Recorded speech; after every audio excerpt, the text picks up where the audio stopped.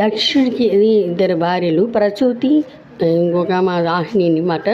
దక్షునికి దాక్షాయణి ఆ కూతురు ఉండేది. ఆమె పరమశివుని ప్రేమించి వివాహం ఆడింది. ఆ పరమశివుని చేసుకోవడానికి ఈ దక్షుడికి ఇష్టం లేదు. ఎందుకంటే దక్షుడు బాగా ధనవంతుడు, పెద్ద రాజు. ఆయనకి ఎంతోమంది రారాజులు ఉంటారు.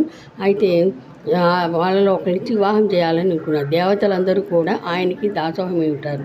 అలాంటి అతను ఏమీ లేని ఒక పికారిని దోలబెట్టుకొని ఉన్నటువంటి, ఒక బూడిద పెట్టుకున్నటువంటి వాడిని ఎలా ఇచ్చి వివాహం చేస్తామని అనుకున్నారు. తర్వాత ఒప్పుకోకపోతే ఆమె వివాహం చేసుకుంది. దేవతల సమక్షంలో ఈ దాక్షాయిని శివుని ప్రేమించి వివాహం చేసుకుంది. వివాహం అయిన కొంతకాలానికి అంతా బాగా ఈ దాక్షాయిని వివాహం అయిన తర్వాత వాళ్ళ పుట్టింటి వాళ్ళు, అంటే దక్షుడు వాళ్ళు పిలుస్తారేమో చూసింది. ఎన్నాళ్ళైనా కూడా పిలవలేదు. తన భర్త పిలవలేదని చెప్పి తనని ఏమి తెలియదు అనుకుని కూర్చున్నారు. తను పుట్టింటికి కూడా వెళ్ళలేదు పాపం. వాళ్ళు పిలిస్తే పోదాం అన్నట్టు పరమశివుడు చెప్పాడు. పుట్టింటి వాళ్ళు పిలిస్తే తప్ప వెళ్ళకూడదని చెప్పాడు. ఇప్పటికి కూడా అదే ఆచారం. పుట్టింటి వాళ్ళు ఫంక్షన్ చేసుకున్నా పిలిస్తేనే పోవాలి తప్ప పిలవని పేరంటానికి వెళ్ళకూడదని అంటారు. పరమశివుడే అలా చెప్పుకునేవాడు. తన విలువను కాపాడుకునేవాడు.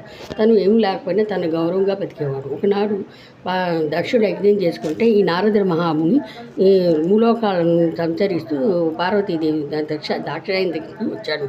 అమ్మ తల్లి, నీకు విషయం తెలీదా? ఇక్కడ దక్షుడు, తండ్రి గారైన దక్షుడు అగ్నిములు తలపెట్టాడు. దేవతలందరినీ పిలిచాడు. ఎందరో చక్రవర్తులు అందరినీ పిలిచారు. మిమ్మల్ని పరమశివుని పిలవలేదు, నీ భర్తను పిలవలేదు, నిన్ను పిలవలేదు అని చెప్తాడు. అందుకు అవమానితులై కోపోద్రికుడై ఆమె శివుడికి కూడా చెప్పకుండా పాపం పుట్టింటికి వచ్చేసింది. దక్షయజ్ఞానికి వచ్చింది. అందరూ కూడా చూసి చూడనట్టు పట్టించుకున్నట్టు ఉన్నారు.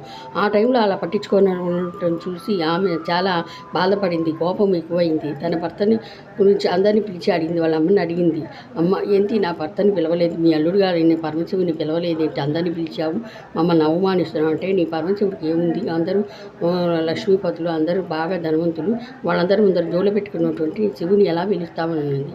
అందరూ కోపోద్రిక్తుడై తన భర్తను అవమానించినందుకు కోపంతో ఆ దాక్షాయిని అగ్నిలో దూకి మరణించింది. ఆమె మరణం అక్కడ పరమశివునికి తెలిసింది. అది తెలిసిన వెంటనే కోపోద్రిక్తుడై తన జటాజూటంలో ఉన్న ఒక ఎంట్రుకను భూమి మీదకి వేసి